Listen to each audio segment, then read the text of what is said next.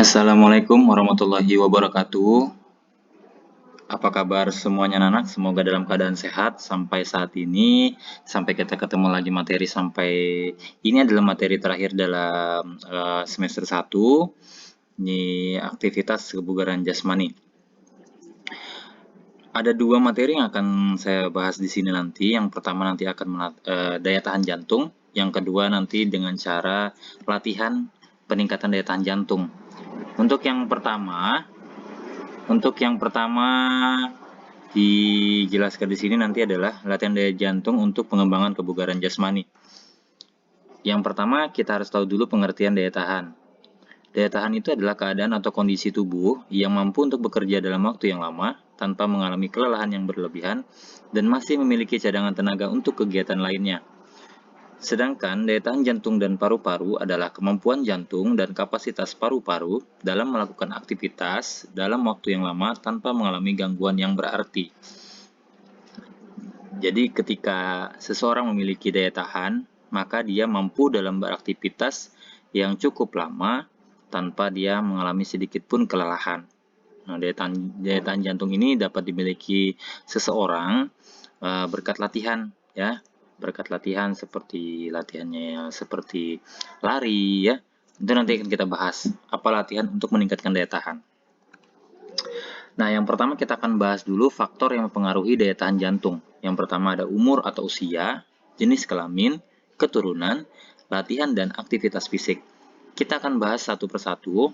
Kenapa bisa umur atau usia, jenis kelamin, keturunan, latihan dan aktivitas fisik sangat mempengaruhi faktor daya tahan jantung. Yang pertama umur atau usia. Daya tahan jantung akan menurun sejalan dengan bertambahnya usia.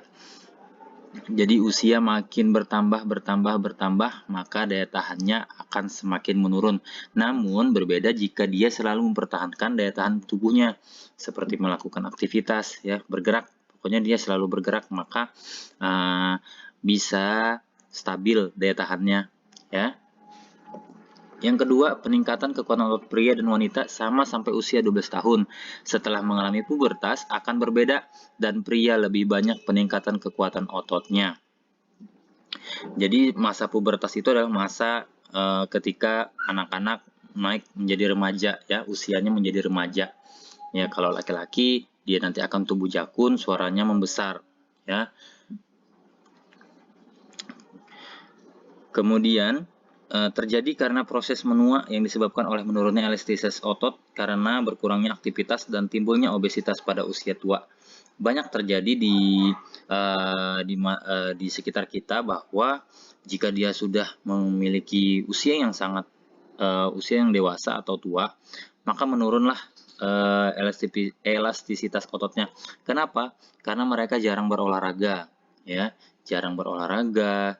Jarang istirahat juga harus cukup, ya, makan dan minuman yang bergizi, ya, itu sangat menjaga daya tahan ketika usia sudah mulai lanjut, dewasa dan tua. Yang kedua ada jenis kelamin. Kesegaran jasmani antara wanita dan pria berbeda karena adanya perbedaan ukuran tubuh yang terjadi setelah masa pubertas.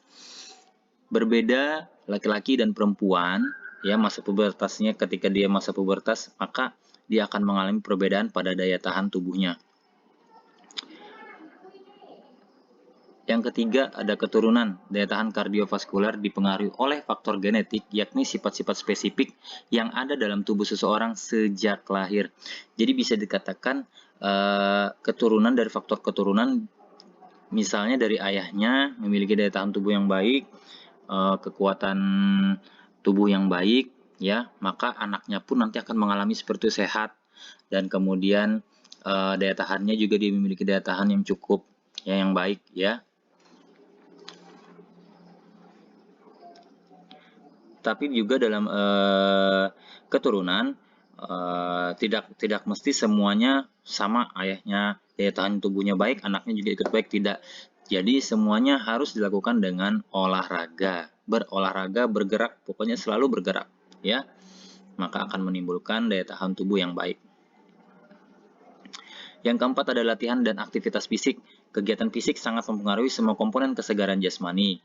Latihan yang bersifat aerobik yang dilakukan akan meningkatkan daya tahan kardiorespirasi, dapat mengurangi lemak tubuh.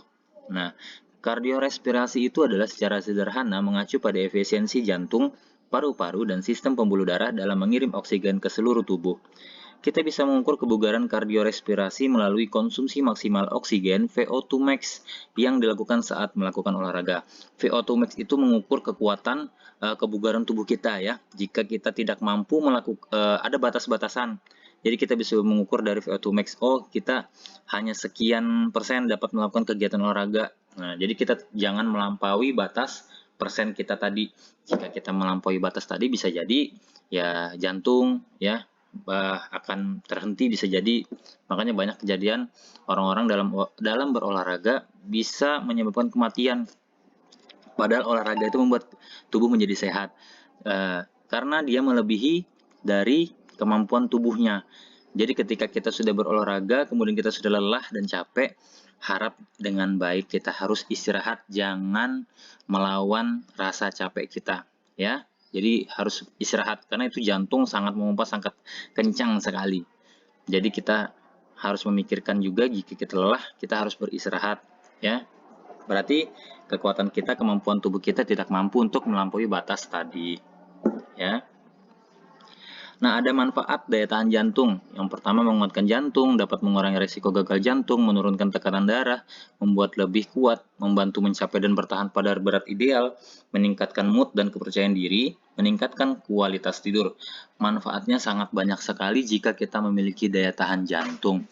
Nah, untuk mendapatkan daya tahan jantung ini, caranya bagaimana? Nah, caranya adalah kita harus melakukan latihan peningkatan daya tahan jantung.